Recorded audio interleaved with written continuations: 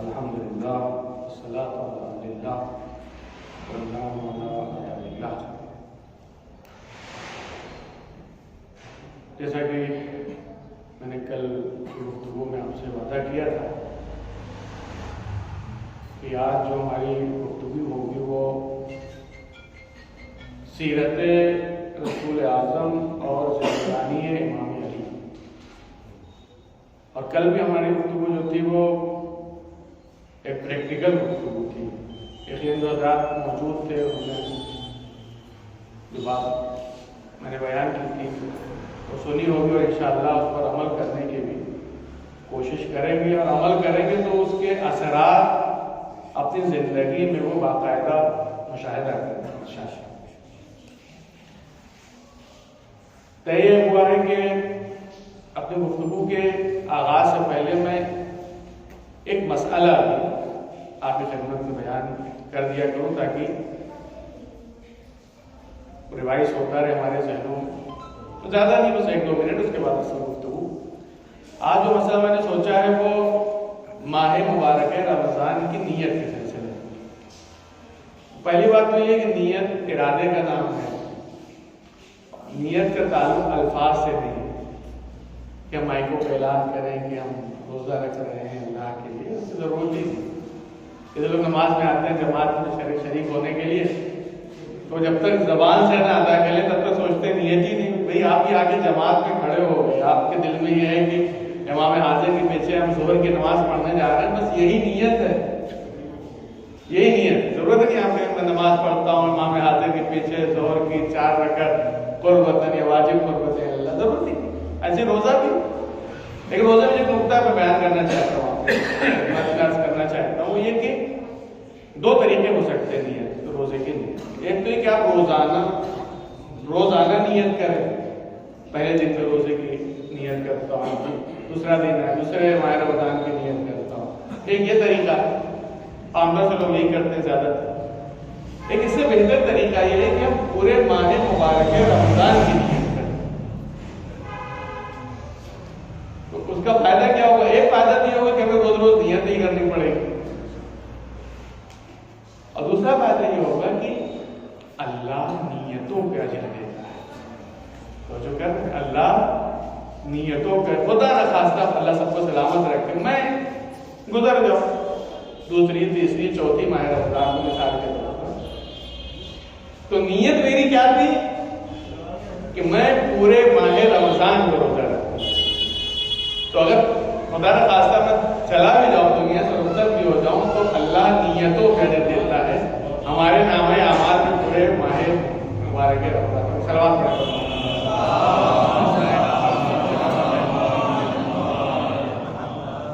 تو نیت کے حوالے سے آپ حضرات بہرحال اس پہ کریں گے، اور آسان مسئلے کو آسان شکل میں ہمیں دیکھنے کی کوشش کریں گے۔ اب آتے ہیں اپنے موضوع کے سلسلے میں،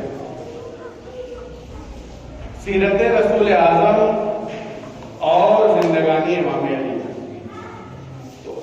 ظاہر سی بات نہیں ہے، جیسا کہ فراز صاحب نے بھی ذکر کیا اور میں نے بھی کل عرض کیا تھا آپ کی خدمت میں کہ یہ کلاس ہے، ایک بحث سے مباحثہ گفتگو ہے، اور اس میں آپ بیچ میں سوال بھی آج اٹھا کے کر سکتے ہیں، مولانا یہ سمجھ میں نہیں ہے، بیچ میں سوال کر رہے ہیں شرما رہے ہیں، اور بعد میں کر سکتے ہیں مولانا یہ بات ممکن ہے کہ جیسا کہ انہوں نے کہا کہ بعض اوقات ہم خود متوجہ نہیں ہوتے ہیں، ہم سمجھ رہے ہوتے ہیں کہ اردو بول رہے ہیں مگر وہ فارسی بول رہے ہیں۔ تو میری کوشش تو یہ ہوگی کہ پہلے اردو زیادہ سے زیادہ آسان اردو بولی جائے، لیکن اگر کہیں پھر بھی کچھ سمجھ میں نہیں آ رہا تو پوچھ سکتے ہیں، جس میں کوئی مسئلہ نہیں۔ میں سوال یہ ہے اپنی گفتگو کے آغاز سے پہلے کہ جو موضوع ہے سیرت رسول اعظم، سیرت کسے کہتے ہیں یہ کوئی بتا سکتا ہے؟ ہم نے بہت سنا ہوگا جلسہ سیرت النبی، یہ ہوتے رہتے ہیں، لیکن وہ سیرت کہتے ہیں کسے؟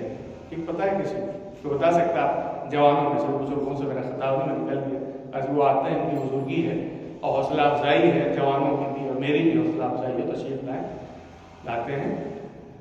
جوانوں سے میرا سوال ہے کہ خاص طور سے سیرت کسے کہتے ہیں؟ واٹ از دا سیرت؟ سیرت کی معنی ہے بتا سکتے ہیں؟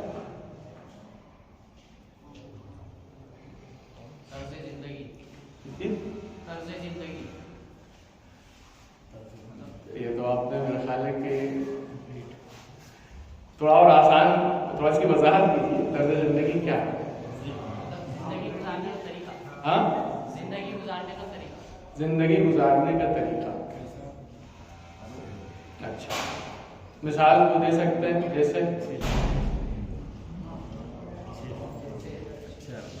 اچھے اخلاق کے ساتھ زندگی گزارنا. اچھے اخلاق کے ساتھ زندگی گزارنا. انہوں نے اس کی وضاحت کی، اچھے اخلاق کے ساتھ زندگی گزارنا. میں اس کو تھوڑا اور واضح کروں گا تاکہ اس کے معنی اور آپ کے ذہن میں شفاف ہو سکے. اور یہاں پہ میں ایک بہت ہی بڑے دانشمند اور عالم اور مفکر شہید مطہری رحمۃ اللہ علیہ، جن کی کتاب اردو میں ترجمہ ہو چکی ہے. ہمارے ہر جوان کو کوشش کرنا ہی چاہیے کہ ان کی کتاب کا مطالعہ ضرور کریں. وہ جو اس کی تعریف کرتے ہیں وہ کہتے ہیں کہ سیرت جو ہے وہ سیر سے بنا ہے. سیر سے سیرت نکلا ہے. سیر کے معنی ہوتے ہیں چلنا، حرکت کرنا، راستہ چلنا، اس کو سیر کہا ہے. سیرت کسے کہتے ہیں؟ سیرت جو ہے وہ چلنے کی جو کیفیت ہے، یا یوں کہوں کہ عمل کی جو کیفیت ہے، یعنی عمل کو کیسے انجام دینا ہے. ایک ہوتا ہے عمل کرنا، ایک ہوتا ہے کہ عمل کو ایک ہوتا ہے نماز پڑھنا، ایک ہوتا ہے کہ نماز کیسے پڑھی جائے. تو رسول نماز پڑھتے تھے، روزہ رکھتے تھے، حج کرتے تھے، فقیروں کو کی مدد کرتے تھے. یہ سیرت نہیں ہے. کیسے نماز پڑھتے، رسول بیٹھتے تھے، یہ سیرت نہیں ہے. کیسے بیٹھتے، رسول کھاتے تھے، یہ سیرت نہیں ہے. رسول کیسے کھاتے، رسول لوگوں کے ساتھ ملتے، رسول اکرم صلی اللہ علیہ وآلہ وسلم لوگوں سے ملتے جلتے تھے. کیسے ملتے جلتے، اس کیفیت کو سیرت کہتے ہیں. تو اس پہ ہماری توجہ ہونی چاہیے کہ ہم یہ دیکھیں کہ رسول کس عمل کو کیسے انجام دے. نماز پڑھتے تھے کیسے پڑھتے، غریبوں کی مدد کرتے تھے ویسے ہی کرتے جیسے ہم کرتے ہیں کہ جب تک 4 لوگ جان نہ جائیں تب تک جو ہے سکون نہ ملے. کیسے کرتے، تو عمل کی کیفیت کو سیرت کہا جاتا ہے. یہ نقطہ یاد رکھیے گا. چونکہ اصل گفتگو شروع کرنے سے پہلے میں نے چند نکات ذکر کرنا ضروری سمجھا تاکہ اصل گفتگو ہماری جو بات کی وہ واضح ہو سکے. ایک تو سیرت کے معنی، سیرت یعنی عمل کو کیسے انجام دینا، اس کو سیرت کہتے ہیں.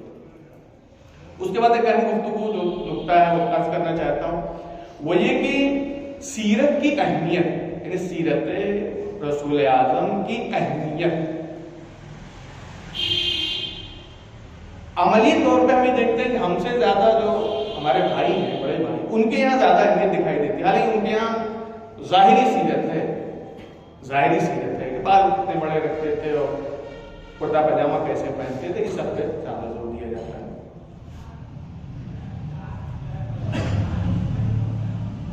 اس کی اہمیت ہمیں پتہ چلے گی تب تو عمل کرنے کی کوشش کریں گے کہ حضور کی سیرت کتنی اہم ہے. تو اس کے لیے میں قرآن کے سہارے سے آپ کی خدمت پیش کروں گا. پھر مولا کائنات حضرت علی علیہ السلام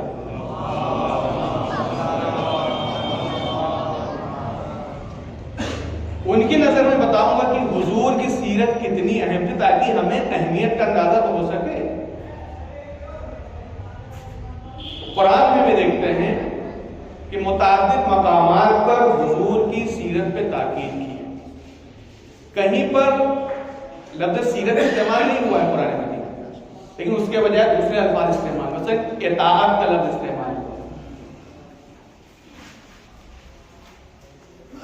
کہا گیا اطیعوا اللہ والرسول لعلکم ترحمون. اچھا، سیرت پہ تاکید کے ساتھ ساتھ اس کے فائدے کی طرف بھی اشارہ ہوا. لیکن انسان کی فطرت ہے، کوئی بھی چیز کرنا چاہتا ہے تو اس کے نظر فائدے بھی ہوتے ہیں. میں رسول کی سیرت پہ کیوں عمل کریں، تو اس کے فائدے کی طرف بھی قرآن متوجہ کی. اللہ کی اطاعت کرو اور رسول کی اطاعت کرو لعلکم ترحمون، تاکہ تم پر رحم کیا جائے، تاکہ تم پر، دوسرے الفاظ میں تاکہ تم پر اللہ کی رحمتیں نازل ہو سکیں. ایک فائدہ یہ اللہ کی رحمتیں نازل ہوں. رسول کی اطاعت بے عینی ہی اللہ کی اطاعت، یعنی ہم رسول کی اطاعت کر رہے ہیں ویسے جیسے اللہ کی اطاعت، رسول کی سیرت پہ چل رہے ہیں، گویا کہ ہم اللہ کی اطاعت کر رہے ہیں. من اطاع اللہ من یطیع الرسول فقط اطاع اللہ، جس نے رسول کی اطاعت کی اس نے اللہ کی اطاعت. ایمان کی علامت بتایا کہ رسول کی سیرت پہ چلنا یہ ایمان کی علامت ہے. اطیعوا اللہ ورسولہ ان کنتم مؤمنین، اگر تم اپنے لیے ایمان کا دعویٰ کرتے ہو کہ میں مومن ہوں تو کیا کرنا پڑے گا؟ رسول کی تمہیں اطاعت کر کے ثابت کرنا پڑے گا. رسول کی سیرت پہ چل کے تمہیں ثابت کرنا پڑے گا کہ تم مومن ہو. عظیم کامیابی بتایا گیا رسول کی سیرت پہ عمل کرنے کو، رسول کی اطاعت کرنے کو عظیم کامیابی سے تعبیر کیا. ارشاد ہوا من یطیع اللہ ورسولہ فقد فاز فوزا عظیما. توجہ کیجیے، جس نے رسول کی اللہ کی اطاعت کی، رسول کی اطاعت کی، وہ عظیم کامیابی پر فائز ہے. آج ہر آدمی کامیابی کی تلاش میں دنیا کی بھاگدوڑ اسی لیے ہے نا کہ وہ کامیاب ہو جائے، مگر اخروی کامیابی کس میں ہے اور دنیاوی کامیابی اگر واقعی سیرت حضور پہ عمل کر لیا جائے تو دونوں کامیابی ہیں. اس کے بعد کہا کہ اگر تم صحیح معنوں میں ہدایت یافتہ ہونا چاہتے ہو تو رسول کی اطاعت کرو، ان کی سیرت پہ عمل کرو. ان تطیعوہ تہتدوا، اگر تم رسول کی اطاعت کرو گے اور ان کی سیرت پہ چلو گے تو تم ہدایت یافتہ ہو. تم کہہ سکتے ہو کہ ہاں میں ہدایت کے راستے پہ چلوں. تو متعدد آیتیں ہیں. یہ کہیں گا ما آتاکم الرسول فخذوہ وما نہاکم عنہ فانتہوا، جو رسول تمہیں دے دے وہ لے. اہمیت بتائی جا رہی ہے، اتنی اہم ہے کہ آنکھ بند کر کے رسول نے تمہیں سیرت دے اپنی اور تم اسے لے، اور جس چیز سے منع کر دو اس سے رک جاؤ. البتہ ایک الگ بحث ہے کہ اب حضور کی جو واقعی سیرت ہے وہ کس سے ملے گی، کیسے ملے گی. ہم تو بہرحال اطمینان کے ساتھ لیتے ہیں، ہمیں جو سیرت اہل بیت علیہ السلام سے ملتی ہے اسی کو ہم واقعی سیرت سمجھتے ہیں رسول. اب پورے 100% اطمینان کے ساتھ کہتے ہیں یہ حضور کی سیرت. اسی طرح سے اہمیت کا اندازہ لگا سکتے ہیں کہ اگر کوئی رسول کی اطاعت نہیں کرتا، رسول کی سیرت پہ عمل نہیں کرتا، کہا گیا یہ کفر کے برابر ہے، کفر کے مساوی ہے یہ انسان. بیان نہیں پڑھوں گا، وقت اس کی وجہ سے ممکن ہے زیادہ جا سکے. تو ایک چیز یہ ہوئی جو قرآن مجید نے بیان کیا کہ رسول کی اطاعت پہ جو عمل کی تاکید کی ہے، اس کے فائدے بھی بیان کیے ہیں. یہ حضور کی سیرت کی اہمیت کو بیان کیا کتنی ہے. دوسرا نقطہ اس سلسلے میں عرض کروں گا کہ خود حضور کو سورہ احزاب کی آیت نمبر، ان سب کا بھی میں نے حوالہ لکھا ہے، اگر ضرورت ہوگی میں جوان کو دے سکتا ہوں کوئی اگر چاہے گا. اس کے بعد سورہ احزاب کی آیت نمبر 21 میں رسول اکرم کی زندگی کو نمونہ عمل کے طور پہ پیش کیا، یعنی ان کی پوری سیرت، زندگی کا ہر لمحہ تمہارے نمونہ عمل. وہ آیتیں آپ کو یاد، وہ آیت یاد ہوگی آپ کو، لقد کان لکم فی رسول اللہ اسوۃ، آپ بھی تو کچھ کہیے، اسوۃ حسنہ لمن کان یرجو اللہ والیوم الآخر وذکر اللہ کثیرا. اسی طرح سے رسول کو قرآن نے مبین کے طور پہ پیش کیا، یعنی ان کی سیرت جو ہے وہ قرآن کی وضاحت ہے، ان کا عمل قرآن کی تفسیر ہے. ابھی میں اس کی مثال دوں گا، آپ سے بندے پیش کروں گا. وَأَنزَلْنَا إِلَيْكَ الذِّكْرَ لِتُبَيِّنَ لِلنَّاسِ مَا نُزِّلَ إِلَيْهِمْ وَلَعَلَّهُمْ يَتَفَكَّرُونَ. یا دوسری آیت میں وَمَا أَنزَلْنَا إِلَيْكَ الْكِتَابَ إِلَّا لِتُبَيِّنَ لَهُمْ، یعنی ہم نے قرآن اس لیے نازل کیا ہے تاکہ آپ لوگوں کے لیے اس کو واضح کریں. کیسے واضح ہو؟ قرآن نے تو کہہ دیا اقیموا الصلاۃ، نماز پڑھو. صبح کی کتنی ہے، ظہر عصر کی کتنی ہے، تو کہیں نہیں قرآن میں. مغرب عشاء کی کتنی رکعت ہے، کہیں نہیں قرآن. کون بتائے گا؟ اور کیسے پڑھنی ہے کون بتائے گا؟ یہ حضور کی سیرت سے. قرآن نے تو کہہ دیا خمس ادا کرو، زکوٰۃ ادا کرو، مگر کتنی زکوٰۃ دینی ہے یہ تو نہیں بتایا قرآن مجید.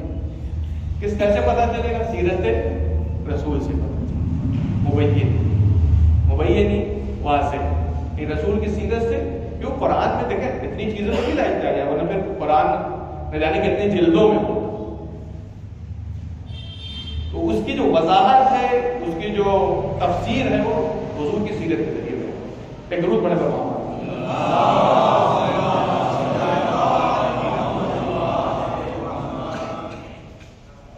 خود مسلمانوں کا اپنی زندگی میں حضور کی سیرت کو اپنانا یہ اہمیت کو بتاتا ہے. حالانکہ بہت سی چیزیں ممکن ہے ثابت بھی نہ ہو، ممکن ہے غلط بھی، مگر یہ سن لیا کہ حضور ایسا کرتے تھے، اب ہمیں آنکھ بند کر کے کرنا. حالانکہ ضروری ہے کہ انسان پتا کرے کہ واقعی ایسا کرتے ہیں کبھی نہیں کرتے. تو صدر اسلام سے اب تک حضور کی سیرت کے سلسلے میں اہتمام یہ بتا رہا ہے کہ کتنی اہم ہے حضور کی سیرت. ابھی آپ دیکھیں نماز کے سلسلے میں کتنا اختلاف ہو گیا. حضور نے کہا تھا سلو کما رأیتمونی اصلی، تم ویسے نماز پڑھو کہ جیسے میں پڑھتا ہوں. میں نے کہا جیسے کیفیت کرنا، جیسے میں پڑھتا ہوں. اور اس میں بھی اختلاف ہو گئے، کوئی یہاں ہاتھ رکھ کے نماز پڑھتا ہے، کوئی یہاں ہاتھ رکھ کے نماز پڑھتا ہے، کوئی ہاتھ کھول کے نماز پڑھتا ہے. اہل سنت میں بھی ایک فرقہ مالکی ہو ہاتھ کھول کے نماز پڑھتے ہیں، شیعہ ہاتھ کھول کے نماز پڑھتے ہیں. یعنی سیرت میں اتنے اختلافات ہو.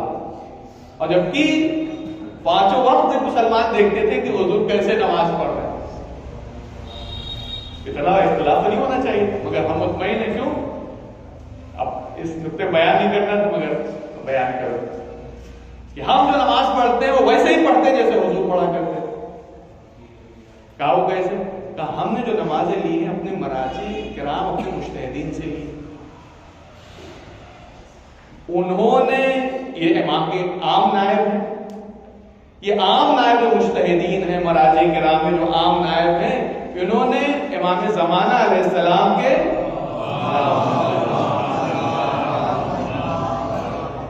جو خاص نائب تھے جنہیں نواب اربعہ کہا جاتا ہے، انہوں نے ان سے یہ نماز لی. جو خاص اصحاب تھے ان سے نماز لی. وہ جو خاص اصحاب تھے، جو خاص نائب تھے، انہوں نے کس سے لی؟ انہوں نے امام زمانہ علیہ السلام سے نماز لی. انہوں نے جیسے ان کو پڑھتے ہوئے دیکھا ویسے انہوں نے پڑھا. اب آئیے اوپر تک چلے جائیے. امام 12ویں امام نے کس سے لی؟ 11ویں امام. 11ویں امام نے 10ویں سے. اسے آگے چلے جائیے. دوسرے امام نے کس سے لی؟ پہلے امام سے. مولا کائنات سے کس نے لی؟ مولا کائنات نے رسول اکرم صلی اللہ علیہ وسلم. انہوں نے کس سے لی؟ جناب جبریل سے لی. جناب جبریل سے کس سے لی؟ اللہ سے. تو ہمارا سلسلہ آپ دیکھیے. ایک درود پڑھے اور محمد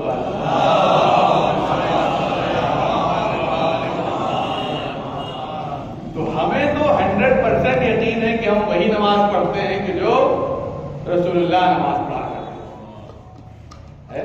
حالانکہ مجھے بیان نہیں کرے، بات آگے میں نے بیان کر دیا کیونکہ میں نہیں چاہتا کہ آپ مقدماتی گفتگو میں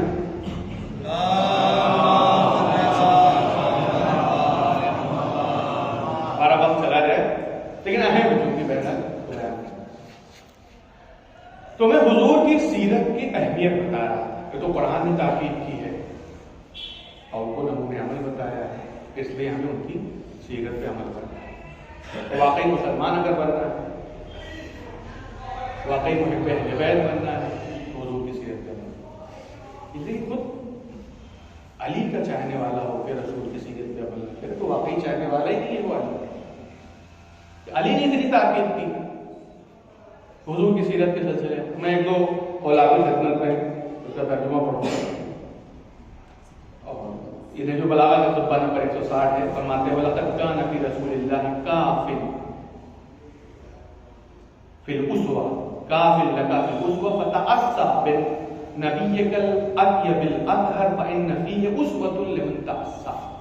یعنی بہت واضح طور پہ وہاں فرماتے ہیں کہ رسول میں تمہارے نمونے عمل اس کے لیے کہ جو ان کی پیروی کرنا چاہتا ہے. اس کے بعد فرماتے ہیں کہ تمہیں ان کی پیروی کرنا ہے اپنے نبی کی. کس نبی کی؟ جو طیب و اطہر، پاک ہے اور پاکیزہ ترین. یعنی ان کی سیرت کی پاکیزگی بیان کرتے ہیں. اور فرماتے ہیں کہ کیونکہ ان کی پیروی میں ان کے لیے نمونے عمل ہے جو ان کی پیروی کرنا چاہتے ہیں. اور اس کے بعد اس کا فائدہ بیان کرتے ہیں کہ حضور کی سیرت پہ ہم اگر عمل کرتے ہیں اس کا فائدہ کیا ہے؟ وَأَحَبُّ الْعِبَادِ إِلَى اللَّهِ الْمُتَأَسِّي بِالنَّبِيِّ. اللہ کا سب سے محبوب بندہ ہوا ہے کہ جو اپنے نبی کی سیرت پہ عمل کرتا ہے اور ان کے قدم بقدم چلتا ہے. محبوب ترین اللہ اس کو کچھ سیرتوں کا اشارہ کرتے ہیں. فرماتے ہیں لقد کان یأکل علی الارض، زمین پہ بیٹھ کے حضور کھانا کھایا کرتے تھے، غلاموں کی طرح بیٹھا کرتے تھے. چھٹے امام جعفر صادق علیہ السلام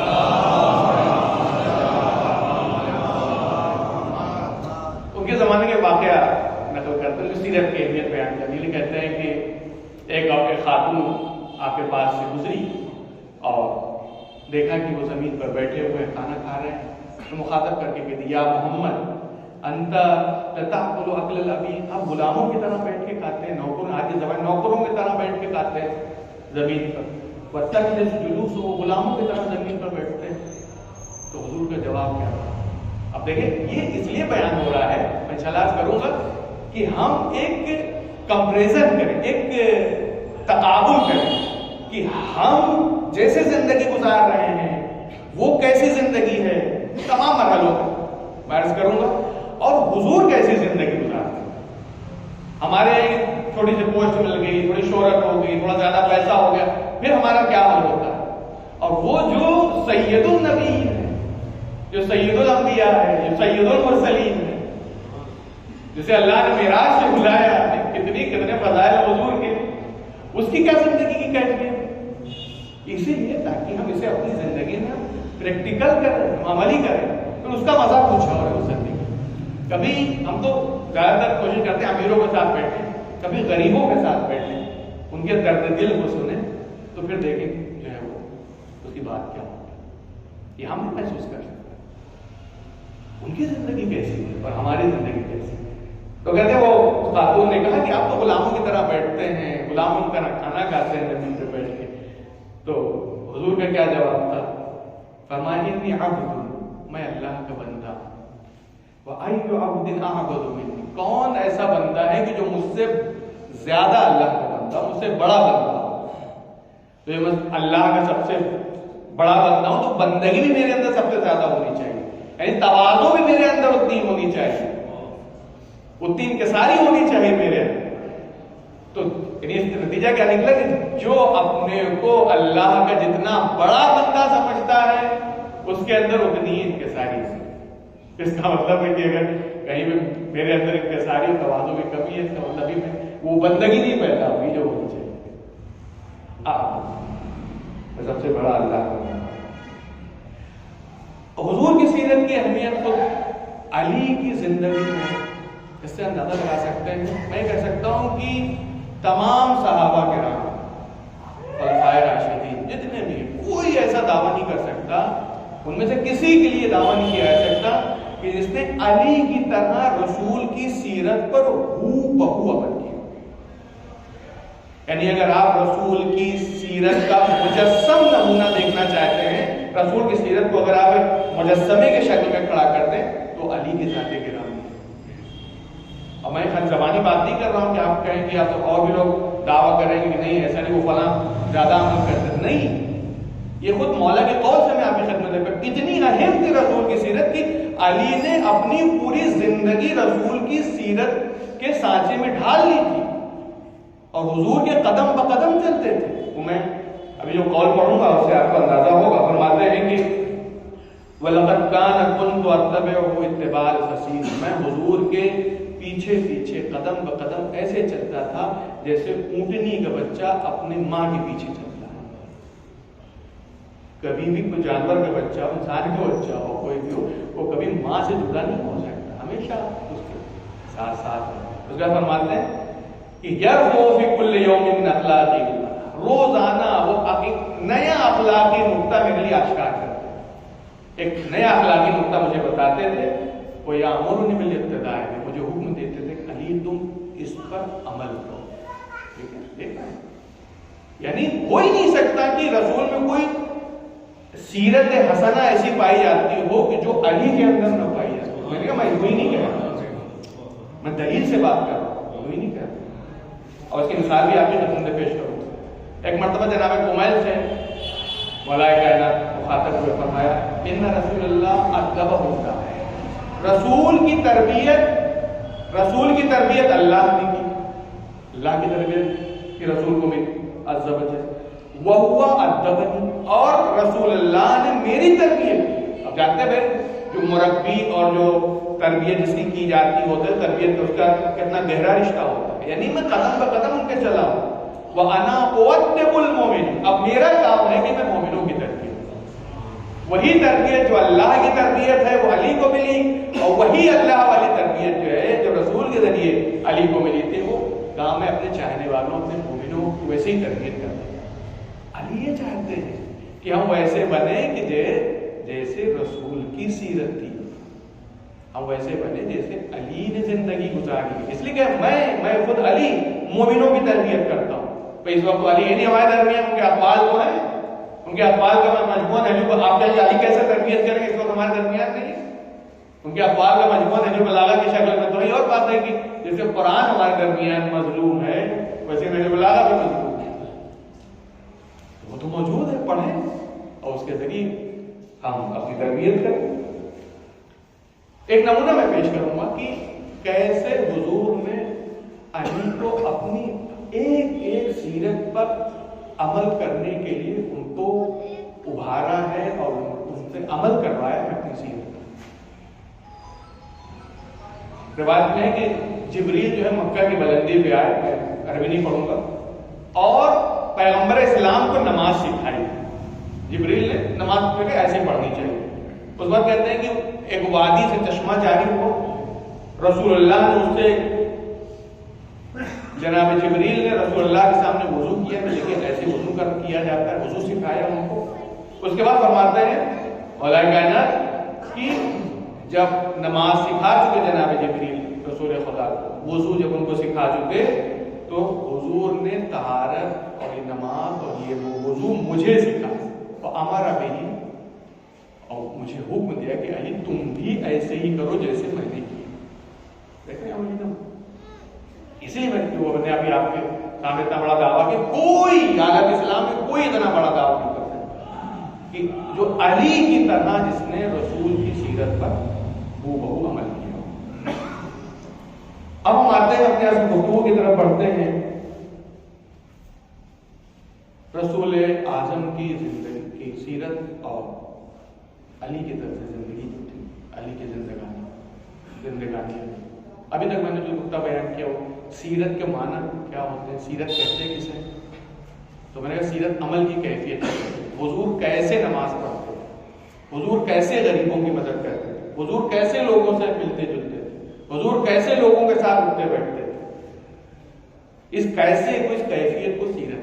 پھر میں نے اہمیت بیان کی آپ کی خدمت میں کہ حضور کی سیرت کی اہمیت کتنی ہے، قرآن کے لحاظ سے بیان کی اور علی علیہ السلام کے نظریے کے اعتبار سے بیان کی کہ کتنی اہمیت ہے. کہ خود علی قدم بہ قدم چل رہے ہیں رسول کی سیرت کے مطابق.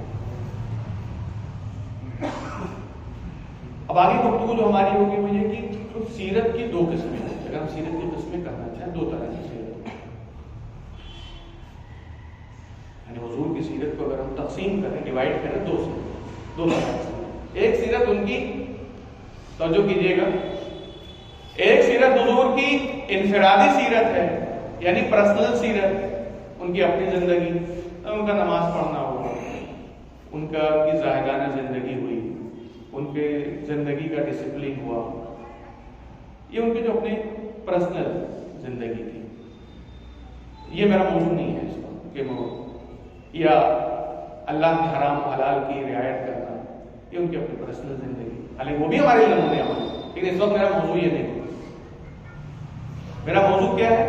آپ کی دوسری قسم جو ہے وہ معاشرتی زندگی، یعنی ہم سماج میں کیسے رہیں. توجہ کیجیے گا، ہم سماج میں ہمیں کیسے زندگی گزارنا، اپنی سوسائٹی میں ہمیں کس طرح سے لوگوں کے ساتھ سلوک رکھنا ہے، ہمارا برتاؤ ان کے ساتھ کیسا ہونا چاہیے. یہ ہماری گفتگو انشاءاللہ چند روز میں آپ کی خدمت میں ہوں. یہ موضوع ہے، اس میں ہماری گفتگو کی روش یہ ہوگی، ہم قرآن کی آیت آپ کی خدمت میں پیش کریں، اس کے بعد حضور کی سیرت بیان کریں، اور پھر علی کی زندگی سے اس کا نمونہ کہ علی نے کیسے اس پہ عمل کیا، اور پھر آخر میں ہم سب کے لیے پیغام یہ ہوگا کہ اب ہمیں کیسے عمل کرنا ہے. اہم تو یہ ہوگا، یہ ساری چیزیں تو مقدمہ ہوگی، پھر وہ ہماری جو پریکٹیکل لائف ہے اس میں ہم کتنا اپنے اوپر اپلائی کرتے ہیں اس سیرت کو، اس روش کو، جو آپ کی سوشل زندگی اور جو سوشل سیرت تھی اس کو، یہ سب سے اہم ہے ہم سب۔ تو آج ہم نے انتخاب کیا ہے جو موضوع ہے ہماری گفتگو کا کہ لوگوں کے ساتھ، چاہے وہ گھر میں ہو، خاندان کے ساتھ ہو، سوسائٹی میں ہو، مومنین کے ساتھ ہو، غیر مومنین کے ساتھ ہو، یہ عام جو یہ رول وہ ہے، یہ اصول وہ ہے جو بیان کرنے جا رہا ہوں، یہ سب پہ ہم سب جگہ لاگو کر سکتے ہیں۔ تو اس میں جو پہلا سب سے موضوع ہے وہ ہے نرمی اور رواداری کا برتاؤ۔ ہمیں لوگوں کے ساتھ جو اسلام نے حکم دیا ہے وہ نرمی اور رواداری کا برتاؤ کریں۔ آج آپ دیکھیں رواداری ختم ہوتی ہے، کوئی کسی کے ساتھ جو ہے صلوات پڑھیں محمد۔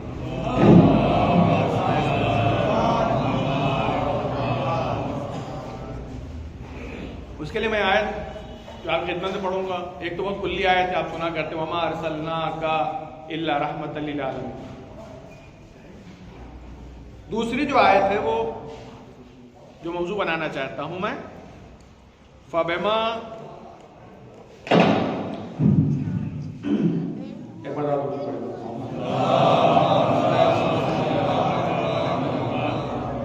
اور توجہ سے سنیے گا، بہرحال خود قرآن کا سننا بھی عبادت، جیسا کہ ابھی بیان کیا گیا۔ قرآن کی ایک آیت پڑھنے کا ثواب ماہ مبارک رمضان میں کتنا ہے؟ پورا ایک آیت پڑھنے کا ثواب پورا قرآن ختم کرنے کے برابر ہے۔ قرآن کا سننا، پڑھنا، دیکھنا سب عبادت ہے۔ تو کوشش کروں گا کہ قرآن کی آیتیں بھی ہماری گفتگو میں شامل ہیں تاکہ وہ برکت اور وہ ثواب بھی ہم کو ملتا رہے۔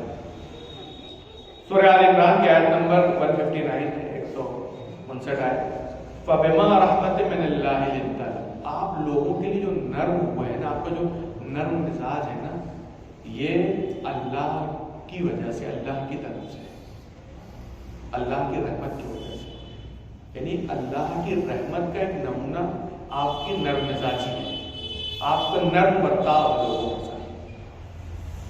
لِنْتَ لَهُمْ، لوگوں کے ساتھ آپ نرمی سے پیش آتے ہیں۔ وَلَوْ كُنْتَ فَظًّا غَلِيظَ الْقَلْبِ، اگر آپ سخت عادت والے ہوتے اور سخت دل والے ہوتے، لَانفَضُّوا مِنْ حَوْلِكَ، یہ سارے آپ کے پاس سے دوری اختیار کر لیتے۔ آپ دیکھیں تو بہت سخت مزاج ہوتا ہے، کڑک مزاج ہوتا ہے، جیسے یہاں کے وہاں کے کڑک خاں ہوتا ہے، اس کے پاس کوئی نہیں پھٹکتا، وہ سب دور ہو جاتا ہے۔ ایسے کون ہے تو صحیح سے بات نہیں۔ فَاعْفُوا عَنْهُمْ، آپ ان کے ساتھ درگزر کیجیے، واستغفر لهم، ان کے ساتھ استغفار کیجیے، ان کے لیے استغفار کیجیے، یعنی درگزر آپ کے اندر ہونا چاہیے۔ اگر کسی نے کوئی چھوٹی موٹی خطا کر دی تو اسے آپ نظر انداز کر دیجیے۔ یہ جو ہے لوگوں کے ساتھ نرم مزاجی سے پیش آنا، نرم برتاؤ کرنا، رواداری اختیار کرنا، اس کی اہمیت کا اندازہ یہاں سے آپ لگا سکتے ہیں۔ خود نبی اکرم حضرت محمد مصطفیٰ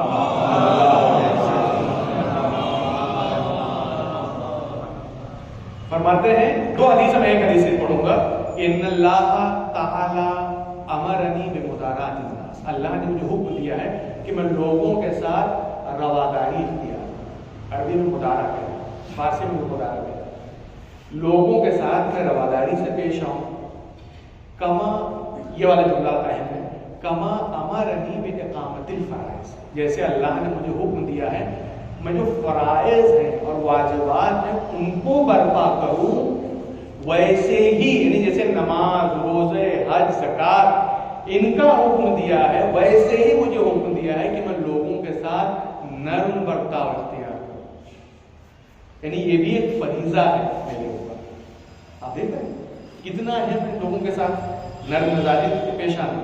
بابا کہتے ہیں کہ جبریل نازل ہوئے، امام کی حدیث ہے، پیغمبر اسلام فاضل فقال یا محمد ربک یقرؤک السلام، اللہ آپ کو سلام کہتا ہے، اور یقول لک دار خلقی، اور آپ سے اللہ یہ فرماتا ہے کہ لوگوں کے ساتھ رواداری کا برتاؤ کیا، دار خلقی، رواداری کا برتاؤ کیا.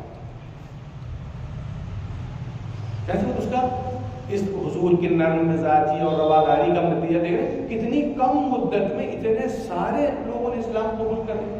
یہ اور بات ہے بعد میں جو حالات پیش ہو اس کا پیش آئے اس کی طرف میں نہیں جانا چاہتا, لیکن اتنے کم وقت میں حضور کی نرم مزاجی اور رواداری اور وہ جو ان کا نرم اخلاق تو اس کی وجہ سے اتنے لوگوں کا متاثر ہو جانا ایک معجزہ ہے. معجزہ سے آپ کی نرم مزاجی کا معجزہ ہے, اسی رواداری کا معجزہ ہے.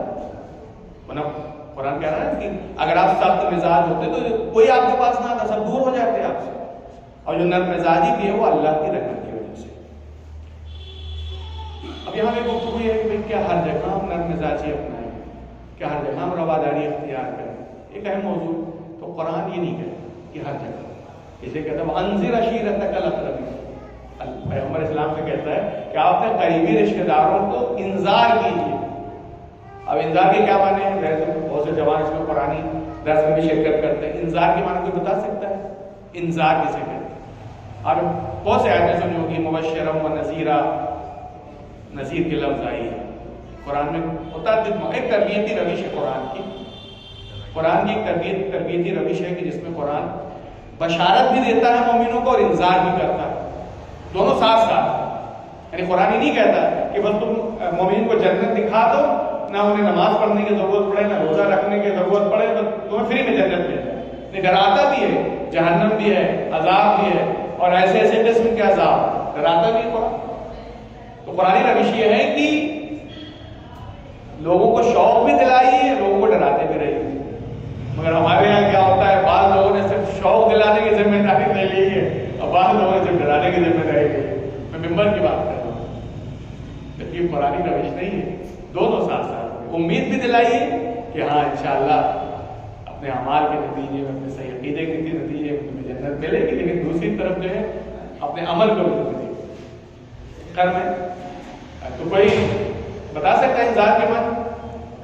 عام طور سے یہ جنہوں نے نجم صاحب نے جو کہا ڈرانا, عام طور سے یہی معنی کیے ڈرانا. ڈرانا نہیں ہے, انذار کے معنی ہے برے انجام سے باخبر. قرآن ڈراتا نہیں ہے, کہتا ہے اگر یہ نہیں کرو گے تو اس کا انجام برا. جیسے کوئی راستے پہ جا رہا ہے اور آپ اس سے کہیں کہ بھائی دیکھیں آگے جا تو رہو, مگر آگے وہاں شیر کھڑا ہو, اس راستے پہ آگے جا رہا ہوں مگر وہاں پہ گڑھا کھدا ہوا ہے, کنواں ہے, وہاں پہ گر جاؤ, اس راستے پہ نہ جاؤ, اس راستے پہ برے انجام سے. اگر تم نیک عمل نہیں کرو گے تو وہاں تمہارا انتظار جو برا انجام, اس برے انجام. ابھی سے تو یعنی باخبر کر رہا ہے, خبردار کر رہا ہے برے انجام. یہ انسان ہے. سوچو کیا تو الفرشے تو یہ کہہ رہا تھا کہ ہر جگہ کا نرم مزاجی رواداری. عام طور سے ہوتا یہ ہے کہ ہم دنیاوی مسائل میں تو نرم مزاجی کرتے ہیں, مگر جب کہاں شرعی مسئلہ آتا ہے تو وہاں جو ہے ہم نرم مزاجی اس طرح سے دکھاتے ہیں. لیکن نرم مزاجی کہاں پہ ہے؟ نرم مزاجی وہاں پہ ہے کہ جہاں پہ کوئی عمل شریعت سے نہ ٹکرا, حلال کو حرام نہ کیا جا رہا, حرام کو حلال نہ کیا جا رہا. آپ حق پر ہیں, نرم مزاجی نہیں کہ آپ باطل کے ساتھ ہو جائیں. یہ نرم مزاجی نہیں ہے, یہ رواداری نہیں ہے کہ آپ باطل کے ساتھ مل جائیں. نہیں, باطل اپنی جگہ پہ, حق اپنی جگہ پہ, کبھی باطل کے ساتھ ہم نہیں ہو سکتے. نرم مزاجی نہیں ہے کہ اگر فلاں شادی میں مثال کے طور پر حرام کام ہو رہا ہے تو نرم مزاجی اور رواداری, ارے بھائی چلو ورنہ ان کو شکایت ہو جائے گی, اور ٹھیک ہے وہ گانا بجانا کر رہے ہیں, حرام کام کر رہے ہیں, اب ہمارے تعلقات خراب نہیں ہے. اور یہاں پہ سخت مزاجی آپ کو اختیار کرنی ہے, ایسی جگہوں پہ جانا نہیں ہے. نرم مزاجی اس میں دکھائی جاتی ہے, ایک ماں ہے جو بیٹی بے پردہ پھر رہی, پردہ نہیں کر رہی, تو اب حلال حرام میں نرم مزاجی نہیں ہے. یہاں پھر آپ کو سخت مزاجی, اس لیے کہ میں اپنی طرف سے نہیں کہہ رہا ہوں, یہ رسول اہل بیت رسول کی سیرت تھی. وہ ہمارے ان کے درمیان فرق کیا ہے, ہم پرسنل میٹر میں تو آپے سے باہر ہو جاتے ہیں. کسی نے کچھ کہہ دیا, خدا نہ خواستہ برا بھلا کہہ دیا, گالی دے دی, تو ہم اسے مارنے کو اتر آتے ہیں, لاٹھی نکل آتی ہیں, بندوقیں نکل آتی ہیں. ان کی یہاں نہیں تھا. وہ جو دنیاوی معاملہ جو پرسنل میٹر ہوتے تھے اس میں وہ درگزر کرتے تھے. کسی نے گالی دے دی گزر جاتے تھے, کسی نے برا بھلا کہہ دیا گزر جاتے تھے, اس میں ایکشن نہیں لیتے تھے.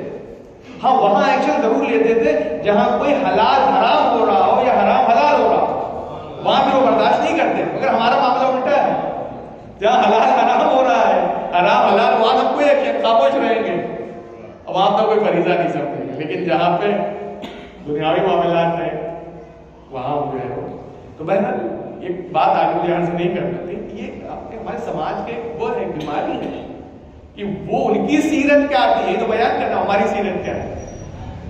مجھے بتا سکتے کہ ٹائم ہو گیا تو میں اپنے گفتگو کو کھلا سکتا. اچھا ہے ابھی ٹائم ہو گیا. اچھا تو میں اس کے نمونے جو ہے وہ آپ کی خدمت سے ایک نمونہ پیش کروں گا, اگر ہوا تو کل انشاءاللہ میں ذکر کروں گا. ایک نمونہ بس پیش کروں. جناب یہ بہت مشہور صحابی ہیں انس بن مالک, کہتے ہیں حضور کی توصیف میں کان رسول اللہ من اشد الناس لطفا, مہربانی, نرمی, لطافت کے معاملے میں سب سے زیادہ حضور کے اندر نرمی و لطافت پائی جاتی ہے. یہ وہ کہہ رہا ہے جس نے حضور کو دیکھا ہے, حضور کی سیرت کو دیکھا, اپنی آنکھوں سے دیکھا. انس بن مالک بہت مشہور صحابی ہیں, مقبول صحابی, وہ ایک ہے. تو ایک نمونہ میں آپ کی خدمت میں پیش کروں اور اس کے بعد پاس نمونے میں لکھ کے آیا تھا, وہ میری گفتگو ادھوری رہ جائے گی. ایک درود پڑھے پر محمد.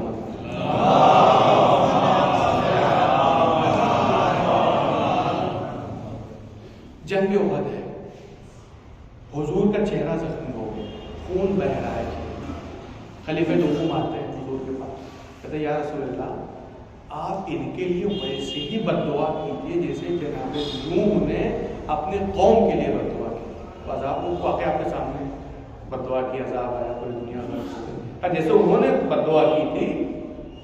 دیکھیں اب یہاں سے بات نکلتی ہے, میں بریکٹ میں عرض کروں کہ ہمیں تاریخ کا تمام مسلمانوں کو مطالعہ اس طرح سے کرنا چاہیے کہ جو صحابہ کرام تھے, جو خلفاء تھے, انہوں نے کہاں کہاں رسول کی سیرت کی مخالفت کی ہے اور ان کی اور رسول کی سیرت میں کتنا اختلاف پایا جاتا ہے, جبکہ علی اور رسول کی سیرت میں اختلاف کوئی نظر نہیں آیا. اب یہی پہ دیکھیں اس کا ایک نمونہ آپ کی خدمت میں پیش کر رہا ہوں. خلیفہ دوم کیا چاہ رہے ہیں, میں کسی کی تنقید سے وہ نہیں کر رہے, حقیقت جو بیان کرنا چاہ رہے. یہ نہیں کہہ رہے کہ حضور آپ ان کو معاف کر دی, کہاں کہ آپ ویسے ہی بد دعا کیجئے کہ جیسے نوح نے اپنی قوم, ان کو ختم کر دیا, عذاب نازل ہو جائے, یہ سب تحس نحس, تو یہی مطلب تو ہے.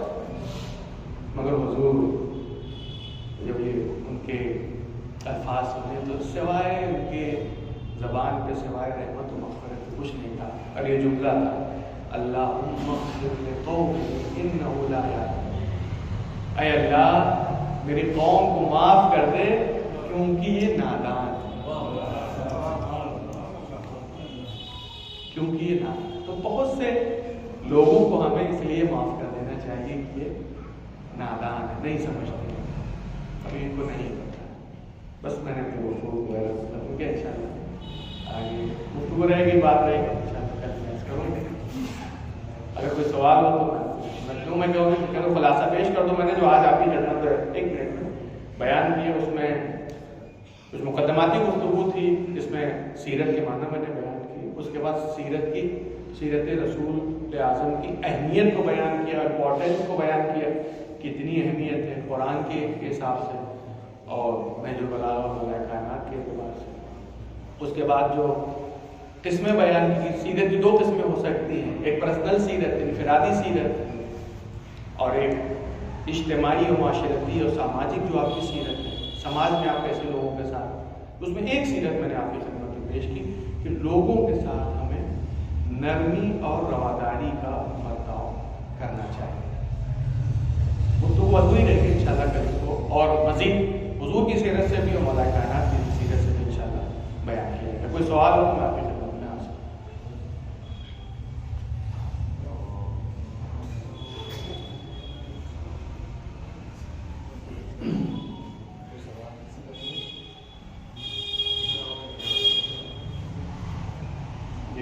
کل کے لیے ایک اطلاع اس والا دعا کرا دیے.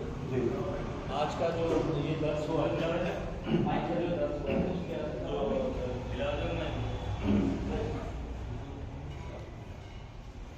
یہ جو آج کا جو درس ہوا ہے, جیسے مولانا نے کل کی بات آج بتا دی, تو آج کے بعد کل جو ڈیلیٹ کریں گے 2 سے 3 منٹ میں وہ ذکی اور شجاع دو بچے ہیں. کل آج کی جو بات ہے اس کو سمرائز کریں گے ذکی اور یہ شجاع. یہ دونوں بچے سب سے پہلے اس کو ریکیپ کر کے بتائیں گے کہ آج کیا کیا بیان کیے گئے تھے. کل آپ کو جی میری گزارش یہ ہے کہ جوانوں سے میرے بھائی جو چھوٹے ہو کہ آپ لوگ اگر کاغذ و قلم لے کے آئیں کاپی اور قلم لے کے آئیں تو بہتر رہے گا. محفوظ بھی رہ جاتی ہے چیز اور بعد میں آپ کو ریوائز کرنا چاہیں اس کو دیکھنا چاہیں وہ بہتر رہتا ہے. تو میرا یہ گزارش ہے کہ آپ لوگ اگر لے کے آئیں تو بہتر رہے گا. پہلے دعا کرنا اللہم صلی علی محمد وعلی محمد اللہم صلی علی محمد وعلی محمد اللہم صلی علی محمد وعلی محمد. اچھا دعائے فرج پڑھ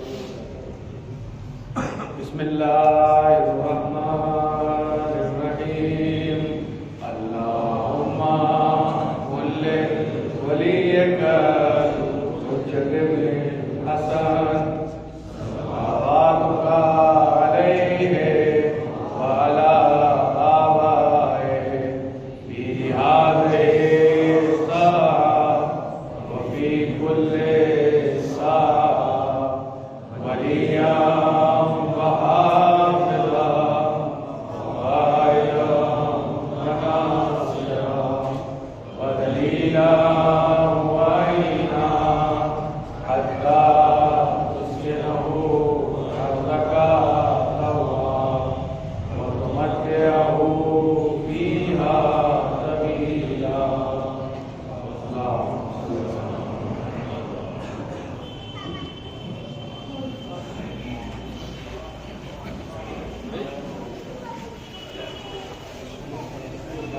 سر حاجی کون ہے